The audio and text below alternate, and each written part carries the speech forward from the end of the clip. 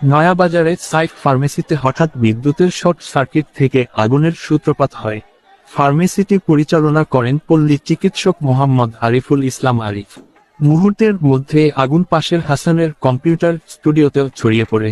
স্থানীয়দের তাৎক্ষণিক প্রচেষ্টায় আগুন নিয়ন্ত্রণে আনা সম্ভব হলেও এতে ব্যাপক ক্ষয়ক্ষতি হয়েছে। প্রাথমিকভাবে ধারণা করা হচ্ছে, অগ্নিকাণ্ডে প্রায় 5 থেকে 6 লক্ষ টাকার ক্ষতি হয়েছে। ফার্মেসির ওষুধ, আসবাবপত্র এবং কম্পিউটার স্টুডিওর বিভিন্ন সরঞ্জাম পড়ে যায়। ঘটনার খবর পেয়ে ঘটনাস্থল পরিদর্শনে আসেন নাটোর 4 আসনের নবনির্বাচিত সংসদ সদস্য জনাব আলহাজ মোহাম্মদ আব্দুল আজিজ। তিনি ক্ষতিগ্রস্তদের খোঁজখবর নেন এবং প্রয়োজনীয় সহায়তার আশ্বাস প্রদান করেন।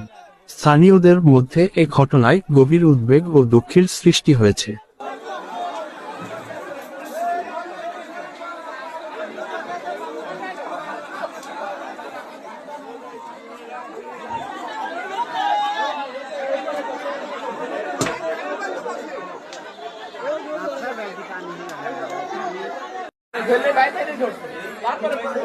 এই রোমের থেকে ধরছে ওই দেখো মেন আগুন ধরছে আইপিসের ওর থেকে তোমরা বুঝতে পারো না কত ভালো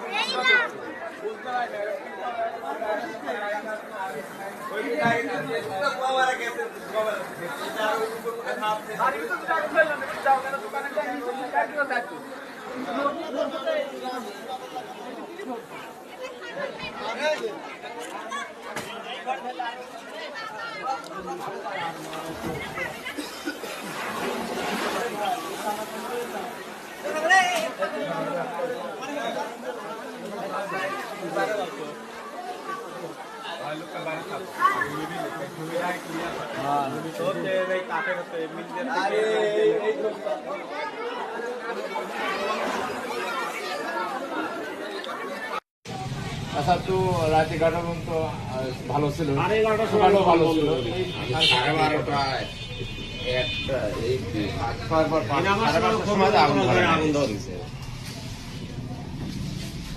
5:30 সময় আগুন ধরে নাই। ঠিক আছে,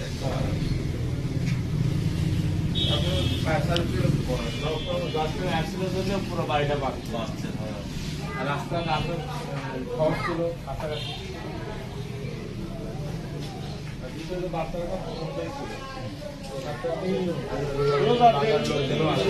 লোকজন আসলে সকালে